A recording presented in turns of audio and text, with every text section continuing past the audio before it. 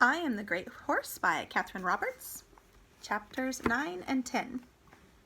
Liberating or dominating. Not even a strong, young human like Alexander can wear armor and carry a shield all the time. He would soon begin to smell bad, and shields get in the way. They're supposed to, of course. That's the whole point of shields. But what is useful in a battle can be a real pain on a march, believe me.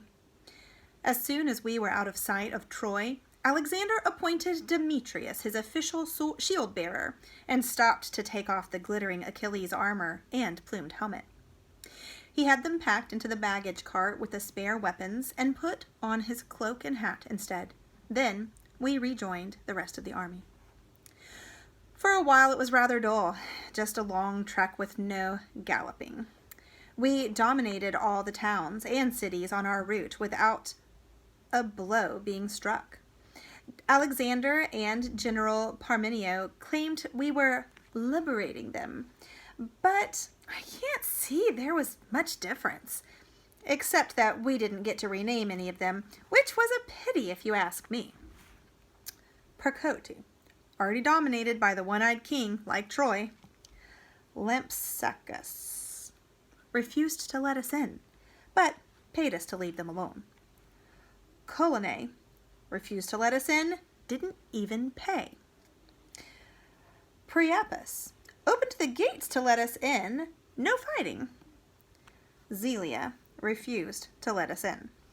I'm not entirely sure that marching past the ones who wouldn't let us in without a fight counts as dominating them, but you humans have your own ideas, and Alexander was anxious to get on. After every town, he leaped on my back and urged his guard on the cavalry to on the road again, leaving General Parmenio to follow with the rest of the army. In the baggage train, it was trailing far behind. "This is easy," he said as we left Zelia.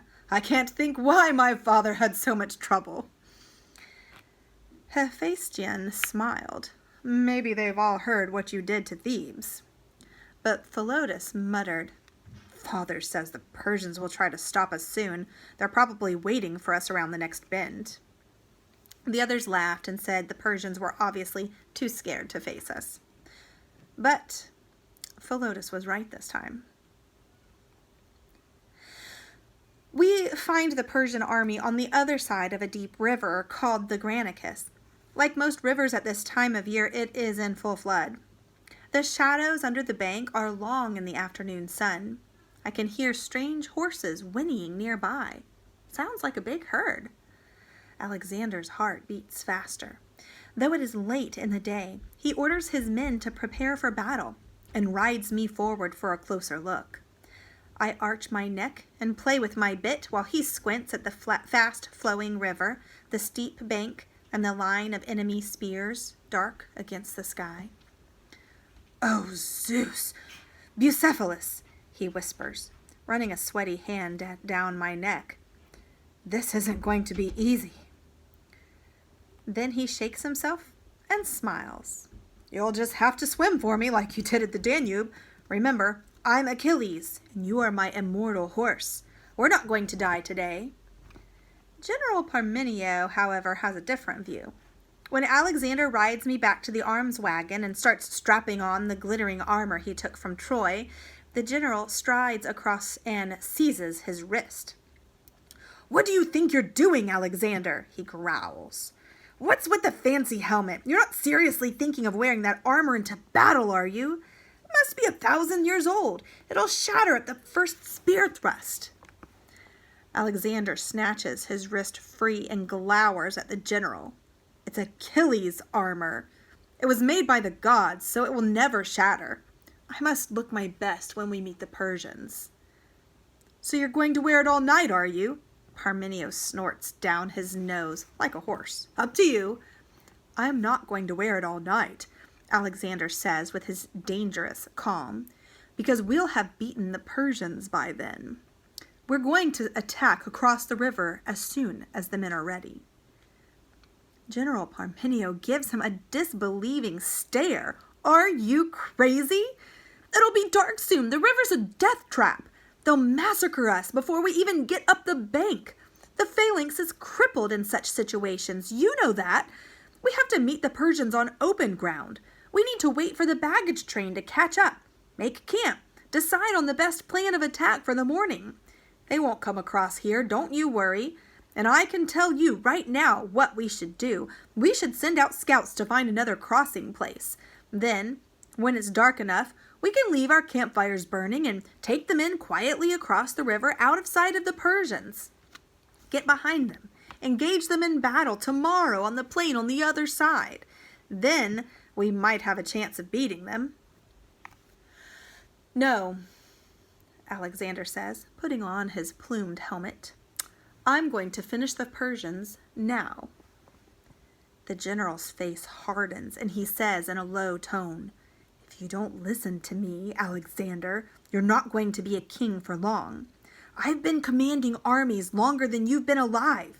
Most of these men have been fighting at my side just as long.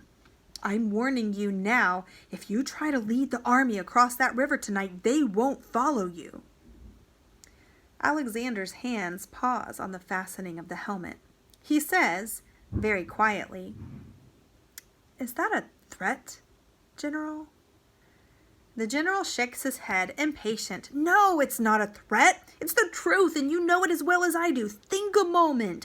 We all know how brave you are, but the Persians will still be there in the morning, and so will their treasure, across the river on the plain, where we'll win the day with minimum losses. Tydeus, who is holding me nearby and looking as if he would rather be someplace else, shuffles his feet. But generals and kings ignore grooms, like horses ignore mules. The argument continues, with Alexander's voice getting shriller and General Parmenio's face getting redder and redder. Finally, Alexander marches across to me and snatches my rein from Tydeus. Enough! I've already told the men we're going to attack. I can't suddenly change my mind now. While we stand here arguing, the light's going. Get the phalanx ready, General. Since you seem so scared of the enemy, I'll take the cavalry across first. They'll follow me. General Parmenio looks alarmed. Cavalry against an infantry blockade? That's just stupid. Alexander is already up on my back, and we're galloping to join the others. His helmet plumes pale against the darkening sky. He mutters under his breath as we go. Thinks he commands the army. I'll show him. Can't let the men think I'm scared. Oh, curses, Bucephalus. Why does he have to be so right? But no one hears this except me, and he is shining with energy as he always is before battle. The guard cheer as he joins them, and the rest of the cavalry form up behind in a jangle of bits and spears. Alexander doesn't wait to see if General Parmenio is obeying his order, but cries, Follow me, gentlemen! King Darius is waiting! And we lead our cheering herd at a gallop into the river. The water isn't as cold as the Danube, but the current is worse. Much worse. Let me start that over.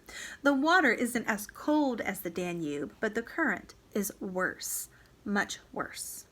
I'm struggling to keep straight, and some of the smaller horses get washed downstream. I see Aura swimming valiantly behind me at an angle to the current, her dappled neck twisted with effort. Scylla's in trouble, and little Hades is in danger of whirling away into the shadows with Iolaus clinging pale-faced to his mane. Borealis sees this and swims beside him, pushing him back upstream with his bulk. Zephyr is all right, and so are Apollo and Harpina. Petassios stays next to me all the way, his nostrils flaring and his eyes rolling. We 9 are still together when we reach the shallows on the other side and splash out of the water in a huge spray, yelling the Macedonian war cry. Alalalai! Alalalai! Alalalai! The enemy boss gives a shout too, and javelins rain down on our heads from the overhanging bank, many finding their mark. Several men fall off their horses and splash into the water. Hephaestion gives an anguished cry. Hector's hit! I see Scylla struggling in the mud behind me, riderless. Hector floats in the river, face down, blood swirling around him and a javelin struck in his back. Aeolus urges Hades across, screaming for his friend to get up, but Scylla's rider will never sit on her back again.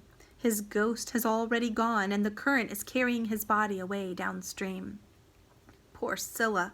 Frightened to be alone, she rolls her eyes and whinnies at us not to leave her behind. "Keep together!" Philotas yells. "Aeolus, get back here! Alex, we have to go back now! Father's right, this is a death trap! The phalanx isn't following us!" Only one line of foot soldiers has ventured into the river, struggling to swim against the current. The rest of the army are still formed up in neat squares on the far bank, watching the fight from a safe distance. This is not good. We are vastly outnumbered. We can't get up the bank because of the enemy's spears and the overhang, and our backs are to the river. That's the only way to go. Sometimes you have to run from a battle if you want to fight another day. But Alexander is now close enough to see the designs on the enemy's shields, and his hands tighten on my rein. "Those are Greeks up there," he hisses. "Greek mercenaries, fighting for the Persians against me? I am not running from them." Philotas shakes his head. "If you want to get yourself killed, that's up to you. I'm taking the men back before we get massacred." Alexander glares at him, but this is no time to divide our herd, and he knows it. I whinny to Scylla, warning her to stay close. As we begin the retreat, another volley of javelins comes down from the bank, but I leap to avoid them. Then I smell strange horses coming out of the shadows. I squeal a challenge as they charge us from both sides. They are small and dainty, their bridles are decorated with silly tassels, and they carry their tails stupidly high, but they are fast and light-footed in the mud. One of the yellow-turbaned riders gallops straight at us. A javelin flies out of his hand toward Alexander's throat. I whirl out of the way, but my hooves slip on the steep bank. Demetrius raises the Achilles shield. The point goes right through it and pierces Alexander's glittering armor. He gasps in shock and goes white. A wave of shame comes over me as I regain my balance. If he falls off like Hector did off Scylla, but he plucks out the javelin, pushes Demetrius aside, and turns me to face the Persian who threw it. We horses squeal and snap at one another while Alexander thrusts his spear into the enemy's chest with a cry of rage. Hephaestion and Ptasios are fighting at my side.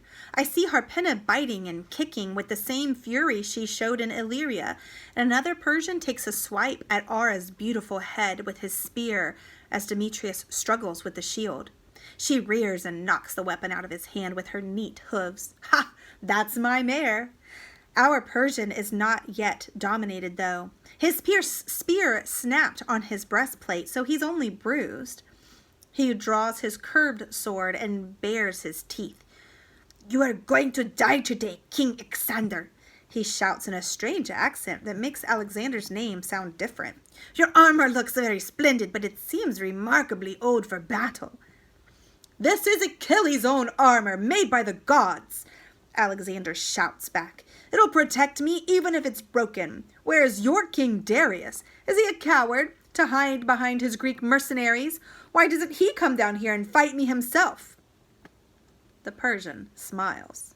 "The king sent us to finish you off. He's got more important things to do than cross spears with a half-grown boy playing at leading his father's army." Alexander's face flushes, and his whole body trembles with anger. He ducks the long sword and drabs the broken spear shaft into the Persian's mocking smile. The silly Persian horse rears, and its rider falls off, backward over its tail. I grab one of its stupid tassels in my teeth, and it gallops away, snorting in fear. Ha! Dominated! But another Persian has sneaked up on my blind side. I don't see him until he brings his sword down on top of Alexander's plumed helmet. The shock goes right through me, and half the helmet splashes into the river behind us. I feel Alexander's weight sway dangerously and have to stand still until he regains his balance. He has his sword out now. There's a ringing of blades before Alexander scores a cut to the Persian's throat and sends him thudding into the mud at our feet. I don't even have time to dominate the enemy horse. Hephaestion yells, "Alex, look out!" And behind us yet another Persian saber flashes down. I leap forward, my hooves sliding in the mud. The blade misses Alexander's exposed head by a hair's breadth. One of the older cavalrymen, Commander Cletus, bravely gets between us and chops off the Persian's arm.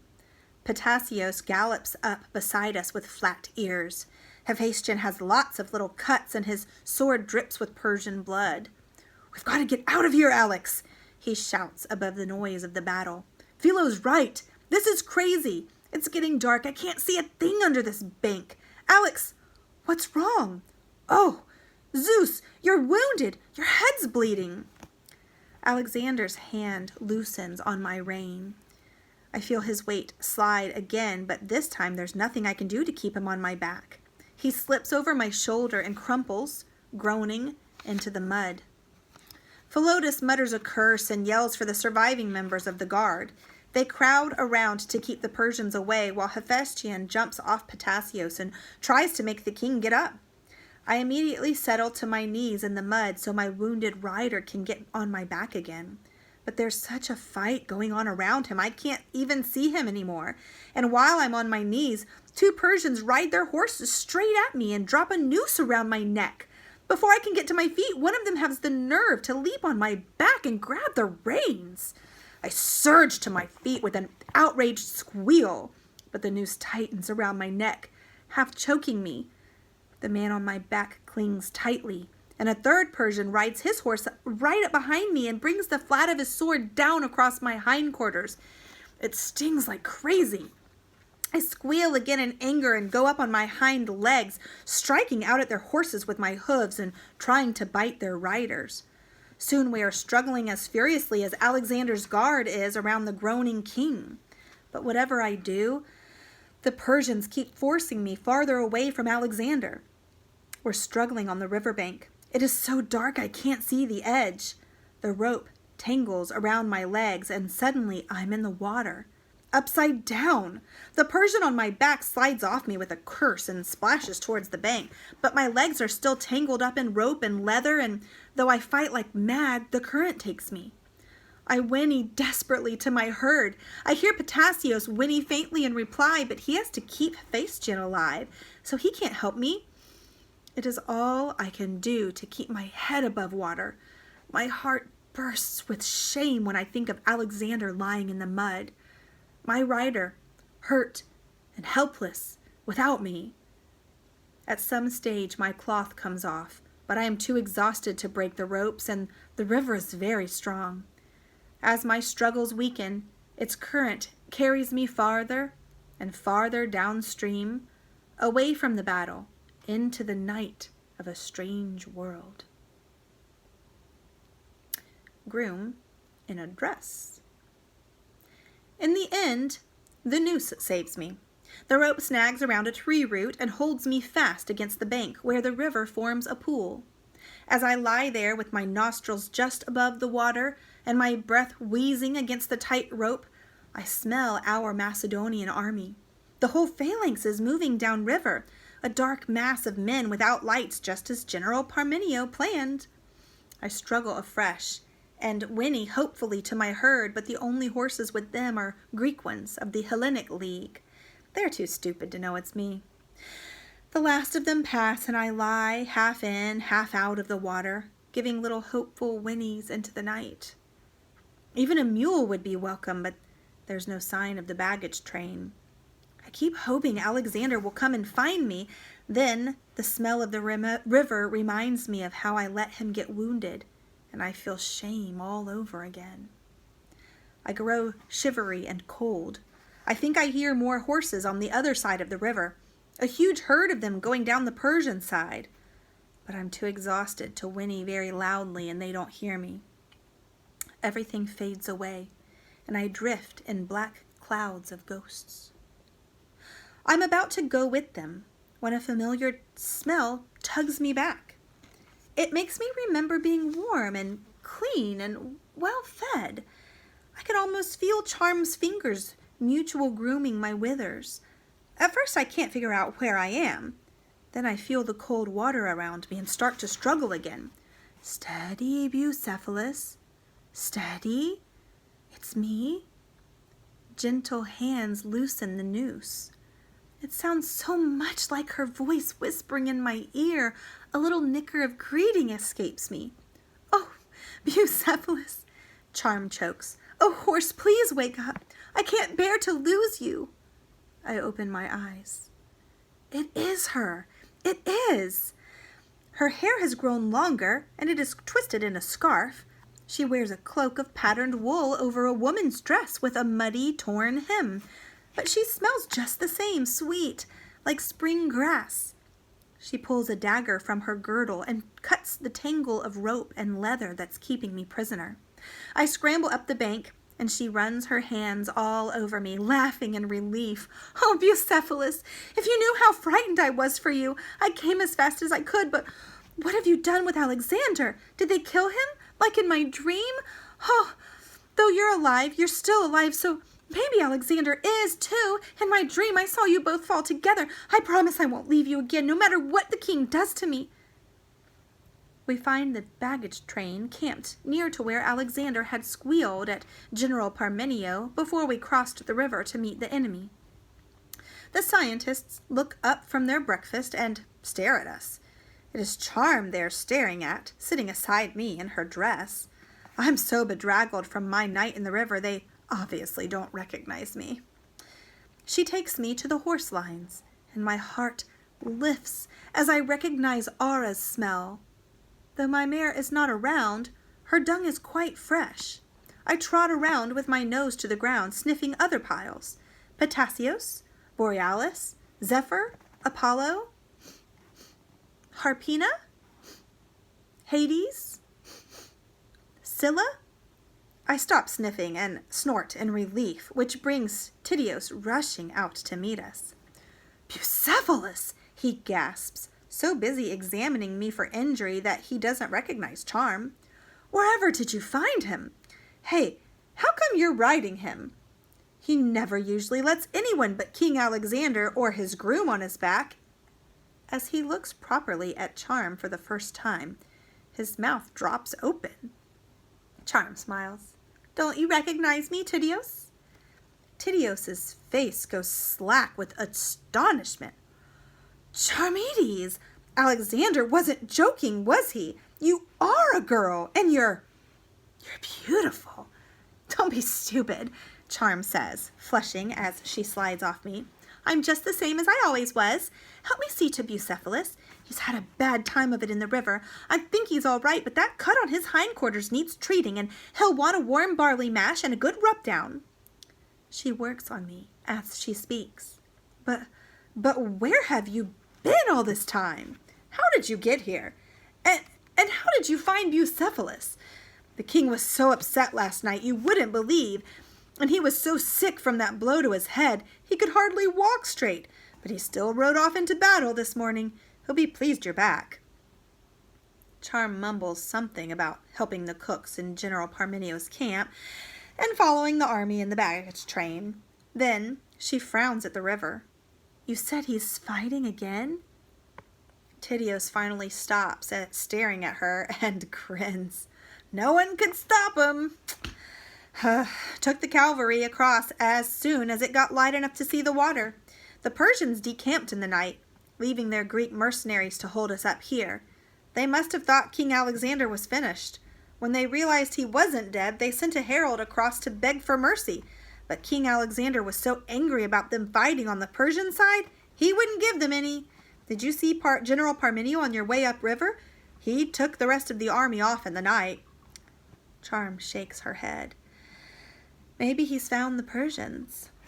By now, the other grooms have noticed I am back. They crowd around, all talking at once.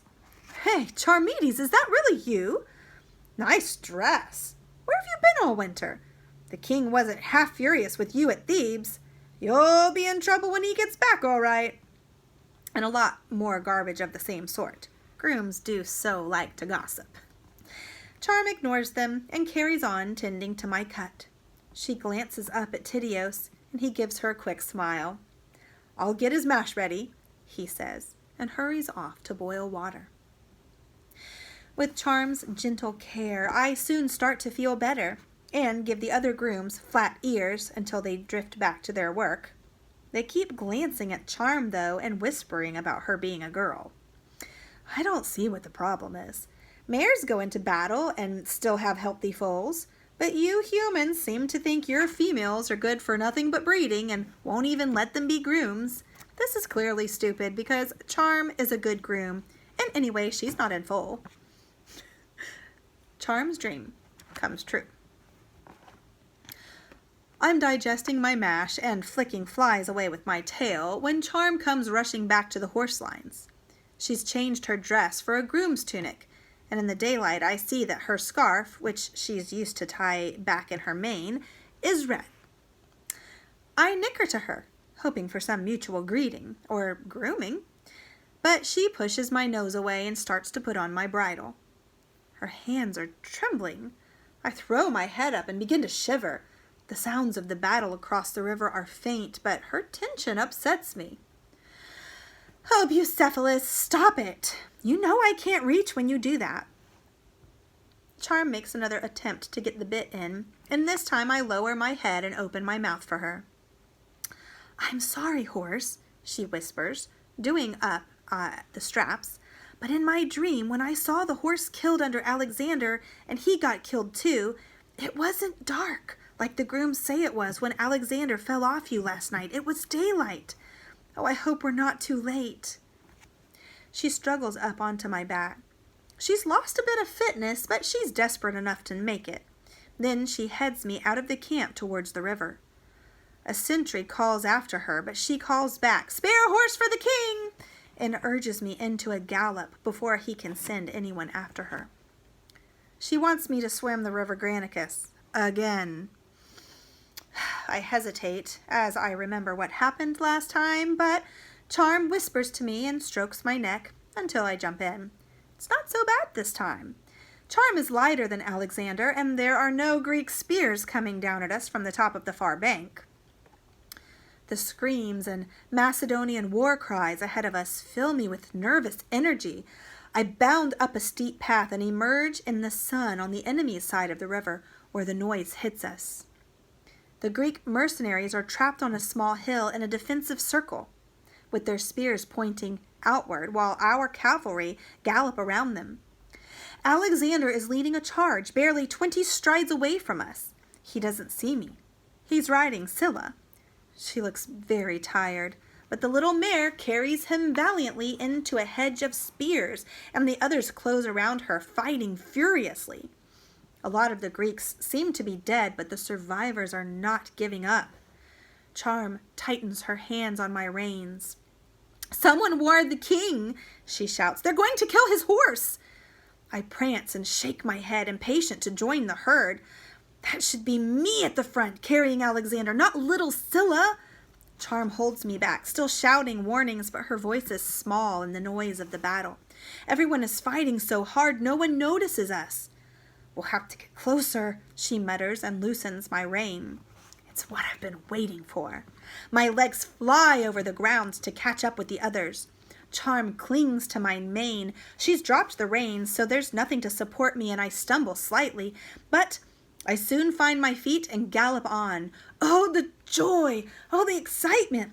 I can see Aura up at the front of the herd, just behind Scylla, her rider, Demetrius, carrying the big shield of Achilles, which has been patched where it got pierced by the Persian soldier, their spear.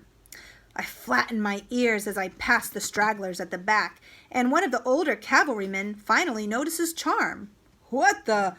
It's a crazy girl! Get back to camp, you idiots! Do you want to die?" Charm is very pale. She hasn't a hope of stopping me now, and she knows it.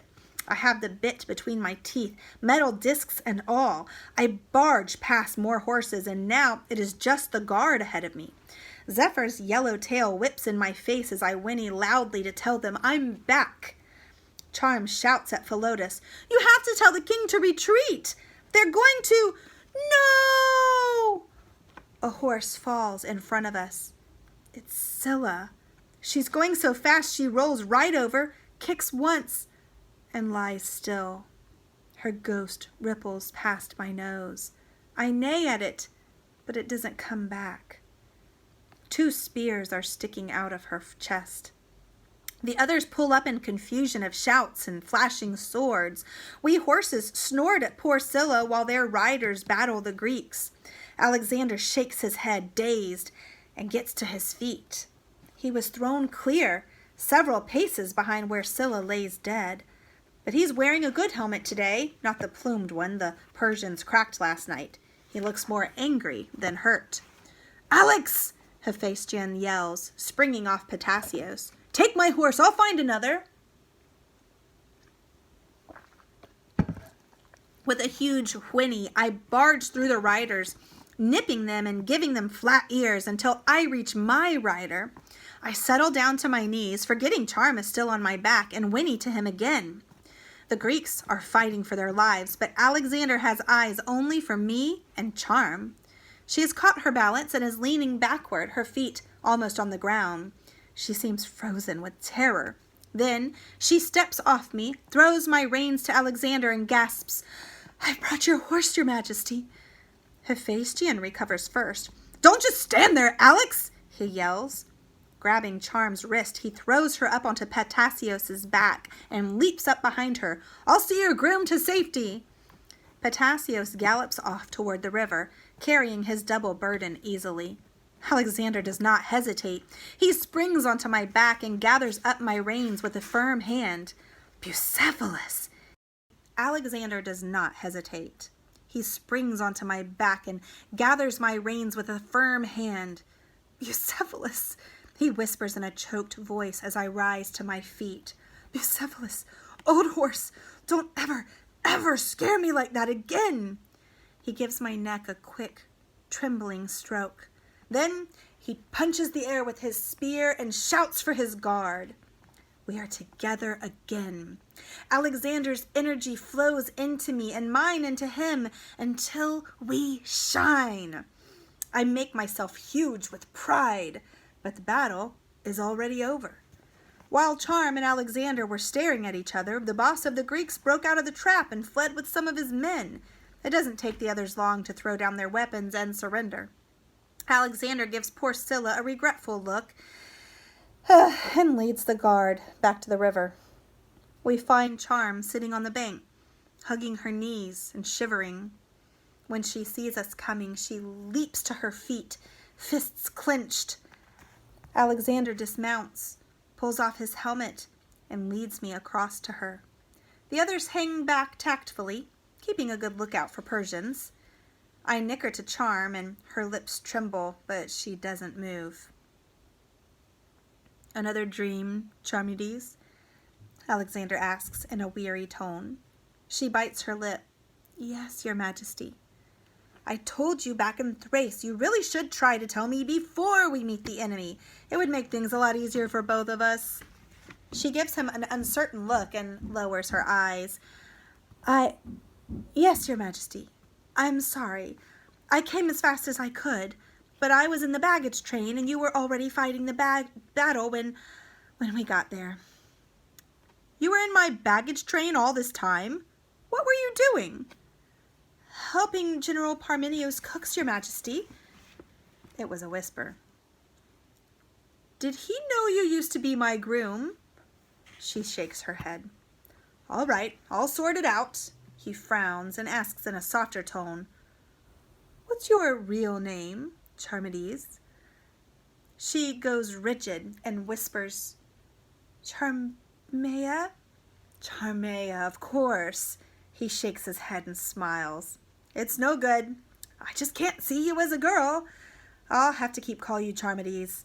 So you ran away at Thebes, but you came back to save my horse's life." "Yes, your majesty." Even with my sharp ears, I can barely hear her.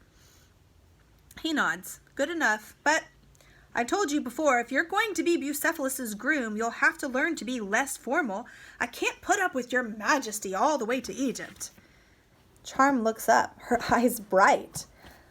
I can still be your groom? You're not angry with me? Alexander glances at the guard who are watching him, and Charm with a little wondering smiles, and he sighs. No one else looks after Bucephalus as well as you do, and my official seer doesn't have dreams half as useful as yours. You're wasted as a cook. I need you. We can talk about this later. I've got a lot to do. I've got to find old Parmenio for one. Charm fights a grin. She straightens her face and says, The other grooms think he is downriver fighting the Persians, Alexander, sir. Well, then, I expect he is. He looks at the line of Greek prisoners being escorted from the hillside littered with their dead and smiles again. You grooms always seem to know more about what's going on than I do. A splendid victory.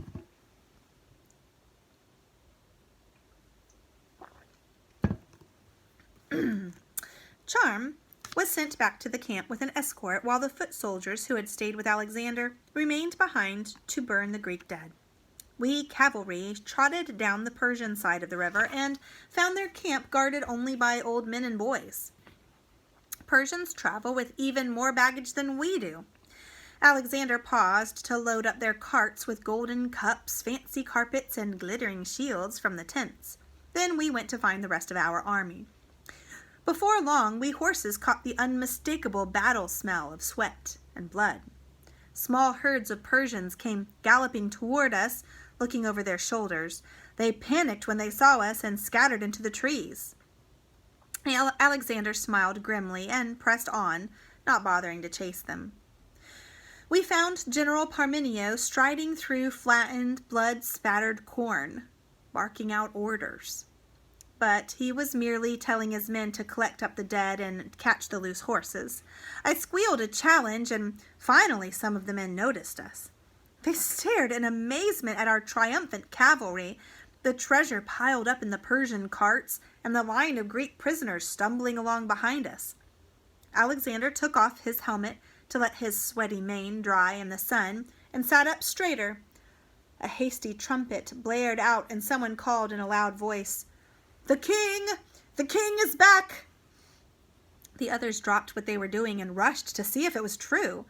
At once, they began cheering and calling to Alexander. Although I was getting a bit tired, I arched my neck and made myself huge. General Parmenio looked around to see what all the fuss was about. He went quite still when he saw us. Alexander rode me right up to him, the guard following, except Scylla and Hector, of course. Their absence was like a hole in my cloth. Not that I was wearing any kind of cloth that day, because Charm had not stopped to put one on me before she rode me into the battle. Alexander halted me, and I champed at my bit while my rider looked down at the general. The men fell silent to hear what he would say. I see you've dealt admirably well with the Persians, as I ordered, General. Alexander, as you can see, we have dealt with the Greek mercenaries. These prisoners are to be put in chains and sent back to Macedonia to work the mines, as an example to all Greeks who think it's clever to join with the enemy and fight against me. He looked at the Hellenic League troops, who were the only ones who didn't cheer when they saw us, and stared at General Parmenio in a very challenging way. If they were stallions, they would have been making squealing threats by now. But the general was wise and said nothing. Alexander nudged me with his knees until I took another step forward. He then leaned down and hissed so quietly that only General Parmenio and I could hear. And if you ever leave me to face the enemy like that alone again, old man, you and all your officers will be joining them. Understand? The general went pale. He nodded, glanced at his son, Philotas, and said in a loud voice, I'm glad you approved of my battle plan, King Alexander. Your brave men, your brave charge across the river last night won us time to cross and get behind them. Congratulations on your splendid victory over the Persians. Alexander nodded and smiled, and the army broke into wild cheering. They thought the general and the king had been working together all along. But before we left, I gave General Parmenio flat ears to remind him he had been dominated. Morning, Scylla. There were several changes after our first battle with the Persians in the other world. Charm, being my personal groom again, was by far the best, of course, but here's what else happened. Zephyr and Philotas left the guard to command another part of the army. Alexander said it was a promotion, but he told me he had sent Philotas away because he had defied him at the Granicus. It's often better to let a troublesome rival lead his own little band. Then he'll be too busy to challenge for leadership of the herd. 2 new horses joined us to replace Scylla and Zephyr. Arion, the gray stallion who had fought with us in Illyria, carrying Atalus, and Xanthus, a big stallion the color of ripe corn with dark legs. Xanthus dared to give me flat ears and a squeal, so I had to bite his nose to put him in his place. He might be big, but he's an inferior breed. His rider was called Craterus. All the cities that had closed their gates to us very quickly opened them and sent us treasure and apology. So we left the Hellenic League troops behind to look after them. The men got paid out of the Persian gold. This meant another all-night party in the king's pavilion, much singing and drinking of magic in the camp, and no sleep for us horses. Before we broke camp, Alexander ordered that all the horses of the guard should have their manes cut off in mourning for Scylla and Hector. Silky hair fell to the ground in waves, white from Aura, pale gold from Apollo, red from Ptasios and Harpina, yellow from Zephyr, brown from Borealis, black from Hades. Apollo kicked up a bit of a fuss, but when I nipped at him, he snorted and stood still. Not even Charm dared touch my mane. I do not know about General Parmenio's battle with the Persians because I wasn't there, but our battle against the Greek mercenaries went like this. Greek dead, 3,000. Greek prisoners in chains for the mines, 2,000. Macedonian dead from Alexander's command, 70, including Hector of the guard. Horses dead, 3, including poor Scylla. Sad. It might have taken us 2 days and 3 battles, but in the end, the Persians and the Greek mercenaries who fought against us at the river Granicus were well and truly dominated. Ha! Chapter 10. Halicarnassus. That's a mouthful. I thought I had a peppermint over here, which would greatly help me while I'm reading.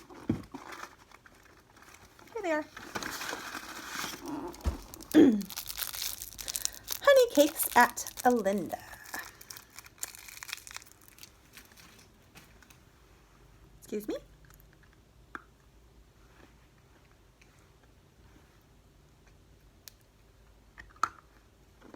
Sorry about that. Okay. I am ready. No one tried to stop us on our way south from the river Granicus, and the weather was so good we marched fast. Alexander wanted to dominate the boss of the Greek mercenaries, who had run away from the battle and taken refuge in a big city further down the coast.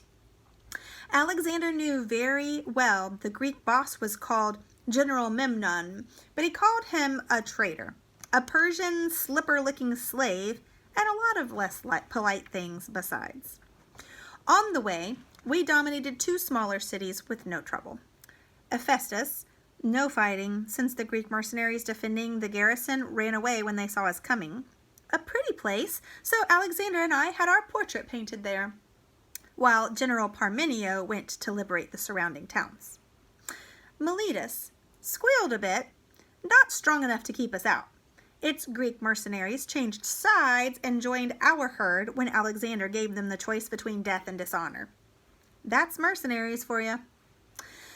Hephaestion laughed and said at this rate we'd liberate Anatolia before winter.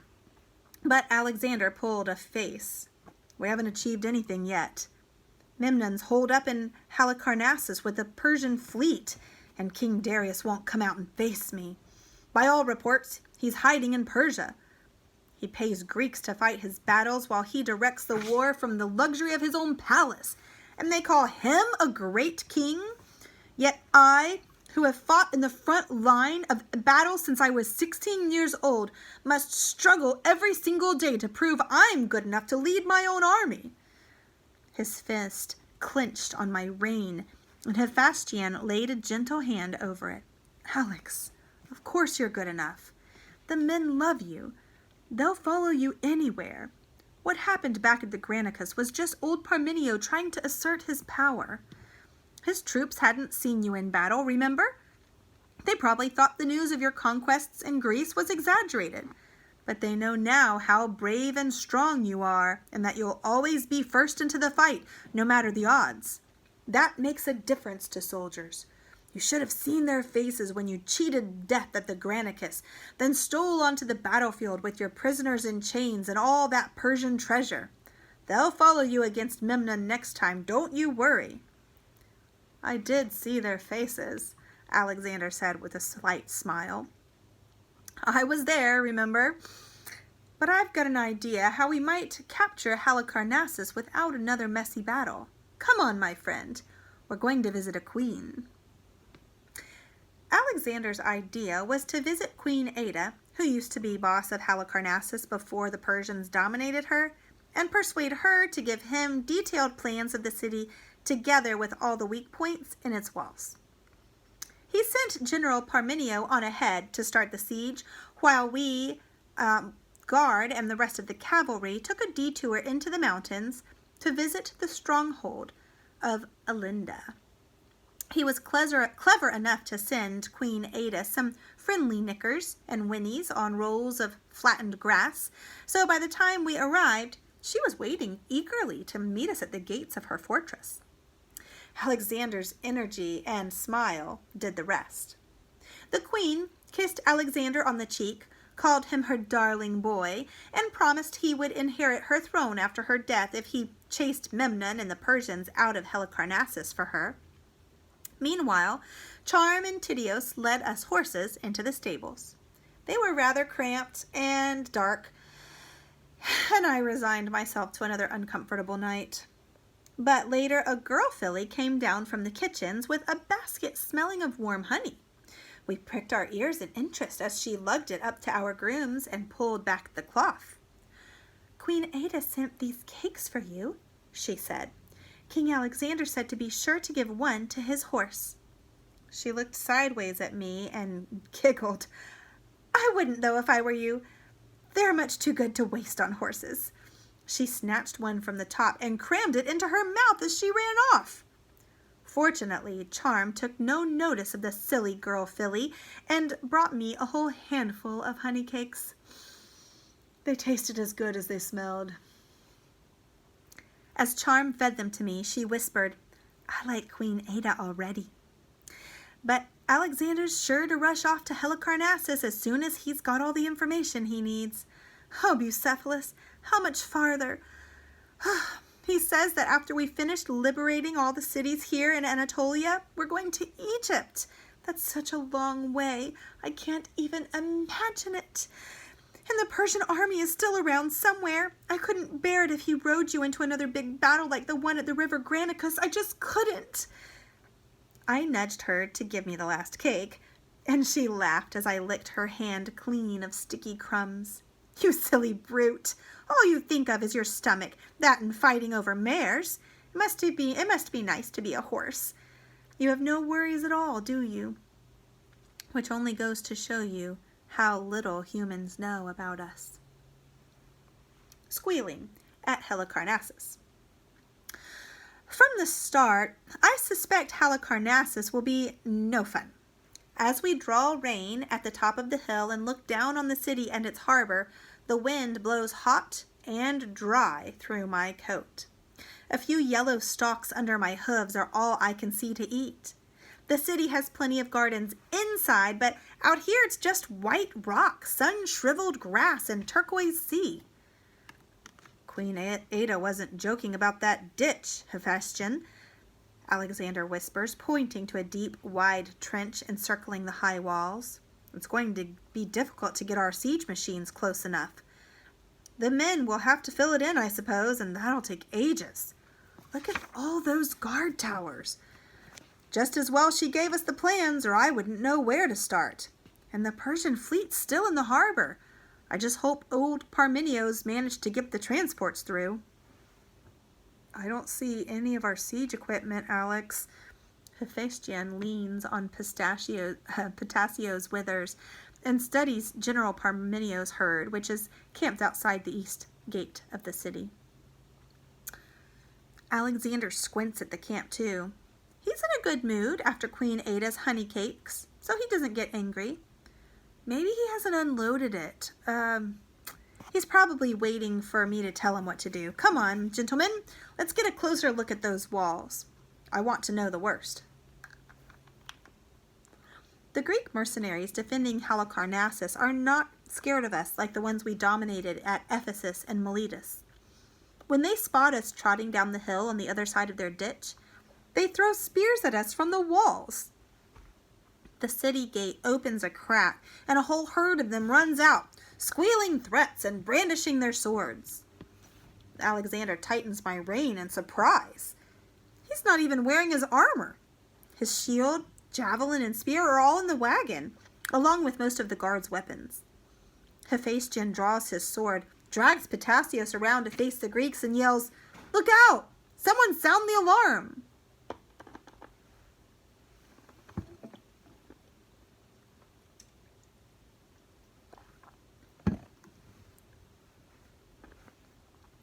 A trumpet blares 3 times to call the rest of the cavalry. One of the Greeks rushes us. I leap at him, my teeth bared. Alexander's sword is in his hand now. He cuts the Greek mercenary across the neck. Although his ghost does not leave his body, our enemy falls to his knees, choking. Ha! All the guard are fighting as the cavalry gallop across to join us, brandishing their spears. "Quick!" Alexander yells at them, shining with energy. "That gate's open! Charge!" But even as he turns me toward it and digs his heels into my ribs, the Greeks swarm back across the bridge and slam the gate shut. We pull up at a safe distance, surrounded by the cavalry snorting from the sudden exertion. "King Alexander!" shouts a herald from the wall. "General Memnon says that's just a taste of what you can expect if you attack Halicarnassus. Leave now. Take your army with you before we have to kill you." Alexander whirls me back to face the city. He leans forward and shivers all over. I think for a moment he's going to make me gallop across the bridge and attack the gate anyway, even though it's shut. I make myself huge in anticipation. But Hephaestion says softly, "Alex, remember the Granicus," and my rider's weight shifts back again. "Tell the traitor Memnon," Alexander calls, "that I will not go away until he is chained in my mines with the rest of his men, chipping gold out of Macedonian rocks." After giving them that good squeal, he wheels me around and we gallop back to the camp, where General Parmenio strides out to meet us.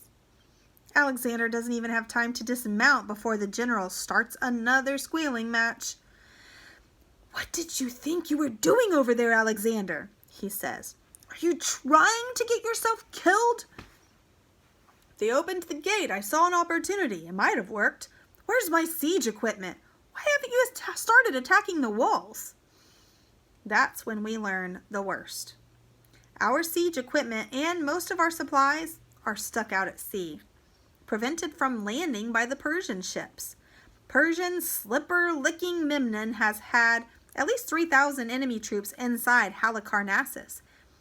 He has stores enough for a long siege, and he He has anti-siege machines ready to destroy our towers if we do ever manage to land them. General Parmenio says it's Alexander's fault for sending the Athenian fleet home instead of having them protect the transports. And Alexander says it's General Parmenio's fault for transporting the equipment and stores by sea rather than by land under a decent guard. Then Alexander squeals that he wants to move the camp north of the city, where Queen Ada's plans show the weakest defenses. But General Parmenio squeals back that his men have only just finished setting up their tents on hard rock and won't be very happy about being ordered to move them so soon. The guard glance at one another. We horses fidget, picking up the tension of our riders. Zephyr tosses her head while Philotas stares from his father to Alexander as if he can't decide which herd he belongs to. That could be awkward if it comes to battle. But in the end, Alexander works out a cunning way to dominate General Parmenio without fighting him. He sends Philotas off with his band to secure a landing place for the transport ships and orders General Parmenio's men to start filling in the ditch on the side of the city where they are camped, ready for when the siege equipment gets through. Then he leads our half of the army back up the hill to make camp where he wanted to in the first place. Patassios and I walk side by side, our necks stretched out in relief. Out of the corner of my good eye, I see Alexander run a hand through his hair. Why can nothing ever be easy? He grumbles to Hephaestion. Could I really have a demon for a father, and that's why the gods hate me? As a parent, I take opposition to that statement. Naughty Alexander.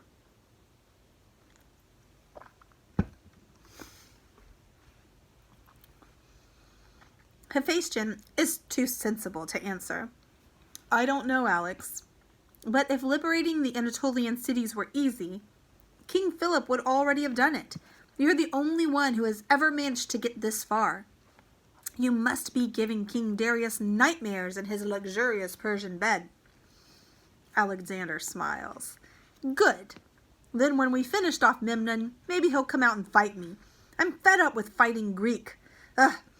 Bucephalus is as eager as I am to get his teeth into some Persian flesh. Aren't you, my brave horse?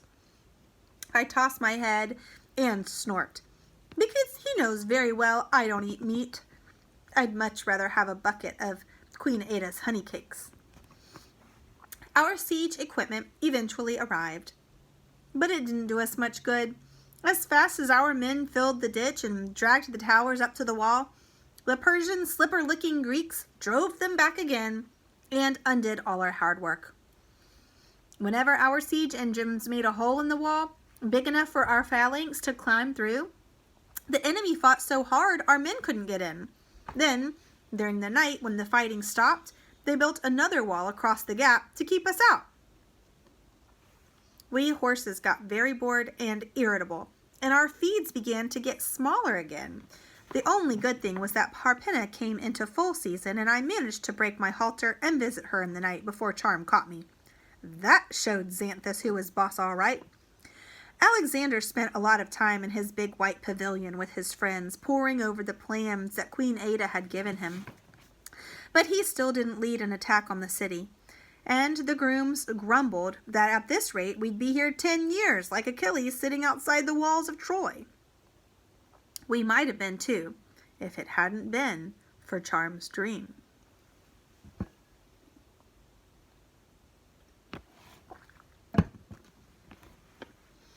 A dream of flames.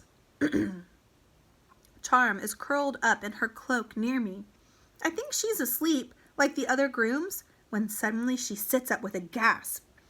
She stares at Alexander's pavilion, which is lit up as usual with some sort of party, then at the sleeping city, and pulls her cloak closer. Fire, Bucephalus, she whispers. I saw Halicarnassus burning. Oh no, he can't do that again. Because she is so agitated, I check my blind side, but I can't see any ghosts. I nicker to her. She gives me a distracted look, scrambles to her feet, and rushes off toward the king's pavilion. She's gone quite a long time. I start to worry she's left me again. Then she comes back with Alexander and some of his guard. Alexander has his hand on her elbow, and his friends are laughing and staggering a little. As they come closer, I smell magic drink on their breath.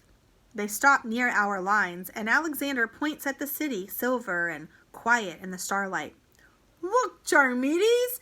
Do you see any flames?" Charm is breathing hard. She tries to free her elbow, but he won't let go. "It hasn't happened yet," she says, "but it's going to happen. I dreamed it. Please, Alexander, sir, please don't burn the city like you did to Thebes.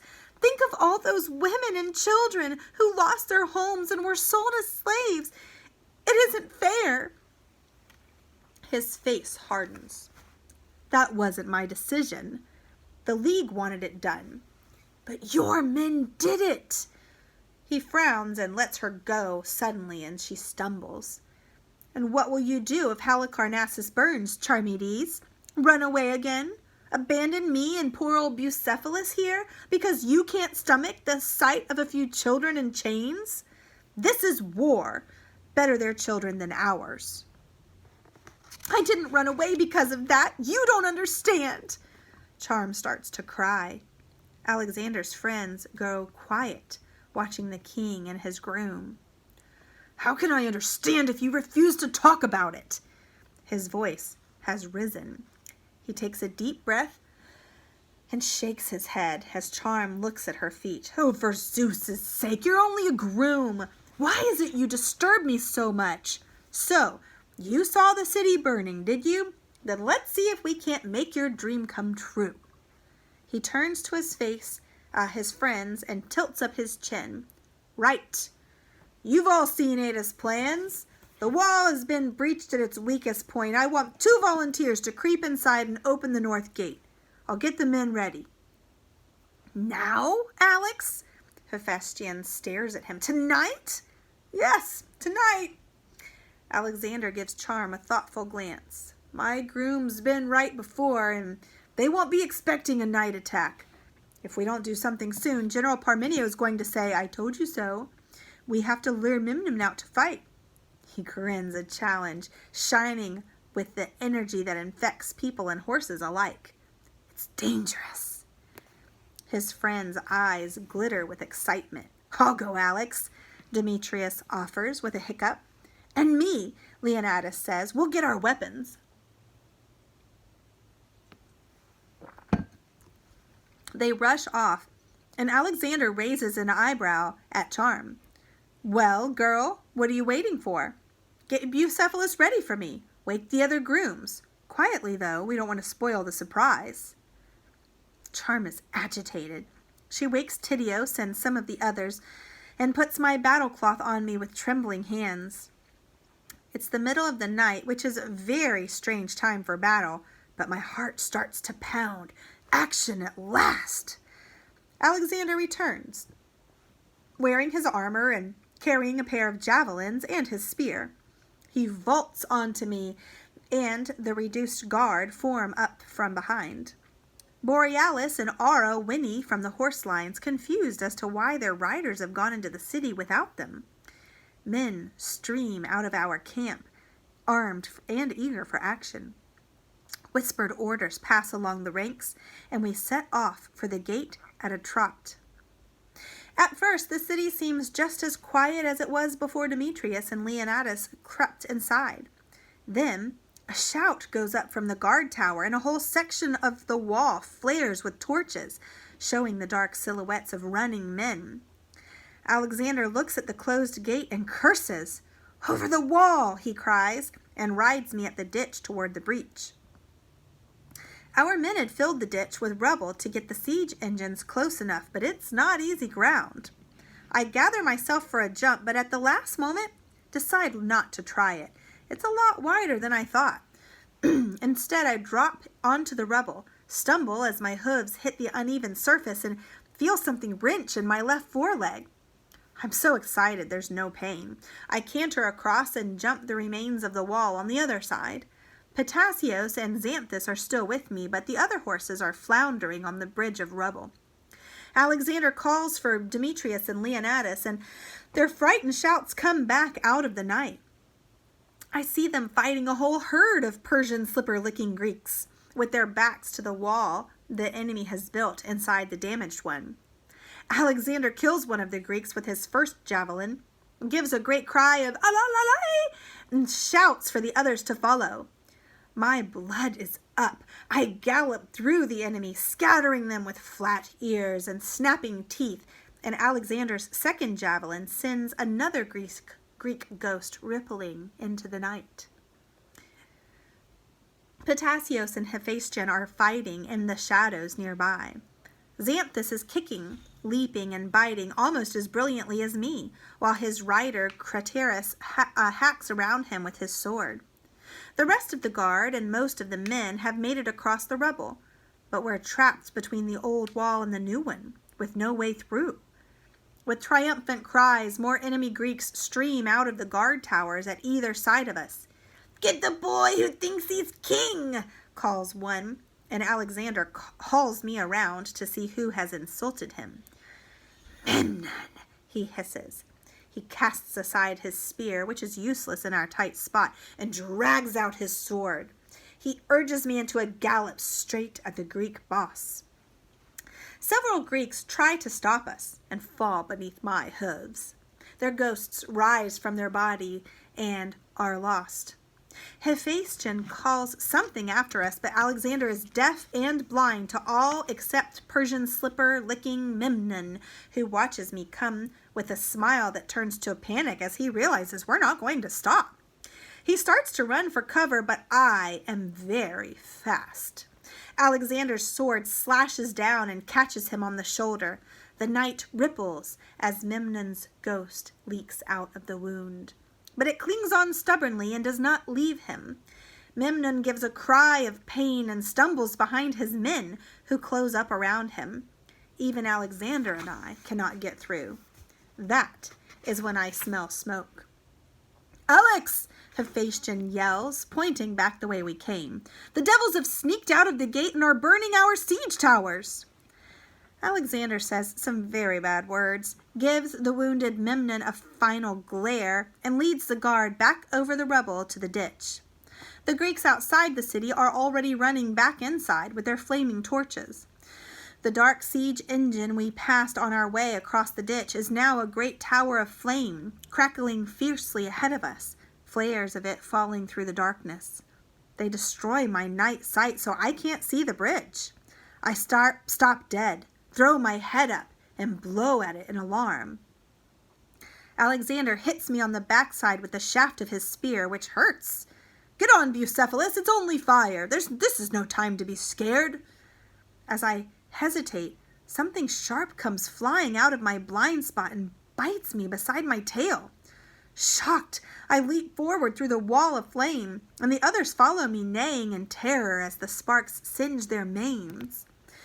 The whole of our camp is awake by now, and men are running up the hill from General Parmenio's camp. But the Greeks have retreated back behind their walls, and there is no one left to fight outside the city. General Parmenio gallops up to us on a strange horse. I try to make myself huge, but now the excitement of the battle is over, and my foreleg hurts where I wrenched it on the rubble, and my wound stings. I settle for giving the general's horse a flat ears. Alexander plucks the spear out of me, snaps it over his knee, making the general's horse shy. "What on earth is going on?" General Parmenio yells. "Did you try a night attack? Why wasn't I consulted?" Alexander glares at him. "It's better than sitting out here all winter, as you seem happy to do. I wounded Memnon. Maybe they'll surrender now." The general looks at the burning siege towers. 4 of them are on fire. "Oh, well done, Alexander. And what are we going to use to get through their walls if they decide to stay inside until General Memnon recovers? At this rate, we're not only going to be here all winter, but next summer too." "The men can easily build more towers," Alexander snaps. "We'll talk about this later. I have to see to my horse. He's hurt." He jumps off me, turns his back on the furious general, and leads me back to the horse lines. Charm races out to meet us, sees I am limping, and angrily grabs my rein from the king. Then she notices my spear wound and lets out a choked cry. "You let him get wounded!" Alexander opens his mouth to squeal at her. Then he remembers she's not the enemy, and the anger runs out of him. He walks behind me, only Alexander would ever do that, and peers at my injury. It's quite shallow. The cloth stopped it from going in too deep. Find the horse doctor. Takes more than a scratch like that to put Bucephalus out of action. Charm feels my sore leg and frowns. His leg's very hot. Did you gallop over any rough ground? Alexander gives her a distracted look. Get the horse doctor to take a look at that as well. Charmides, I need to know, was your dream... She glances up. Alexander clears his throat and crouches beside her. His voice softens. I didn't mean to make fun of you earlier this evening. You caught me at a bad time. Is this what you saw in your dream? The siege towers burning? Charm looks at the fires and bites her lip. Maybe. I don't know. I thought it was the whole city, but I might have been remembering Thebes. That was a bad time for me. Alexander nods and watches her examine my leg. Finally, he gives a sheepish smile. Well, that wasn't much of a success, was it? I didn't kill Memnon, and Queen Ada's maps didn't allow for his men building emergency walls. I'd better go and see if I can get General Parmenio to calm down. We're obviously going to have to think of something else.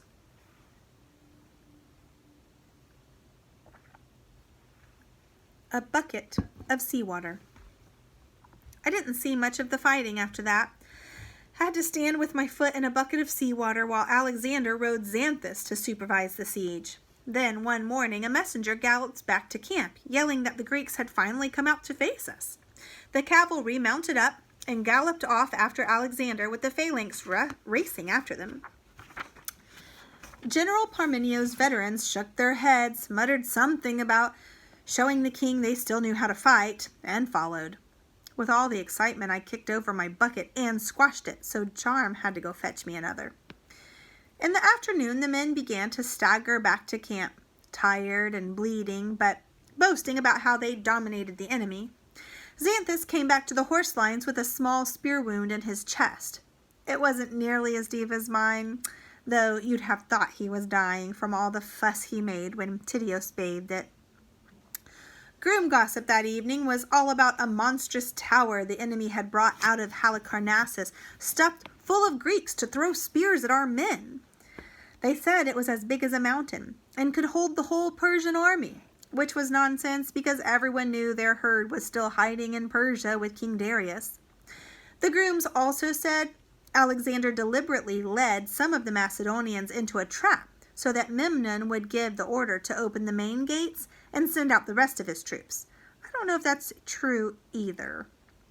But one thing did come true. Charm's dream. That night, Halicarnassus burned. Alexander didn't start the fire this time, though. Persian slipper-licking Memnon set the armories alight before fleeing on his ships with the Persians who had been living in Queen Ada's palace, leaving our men to put out the fires and save as much of the city as we could. It took us nearly 2 months, but in the end, we dominated Halicarnassus from all sides. East, General Parmenio was stupid and tried to attack the city without any siege equipment. North, Alexander was stupid and tried to attack at night after drinking too much magic at a party. West, Persian slipper-licking Memnon was stupid and tried to frighten us with a big tower stuffed full of Greeks.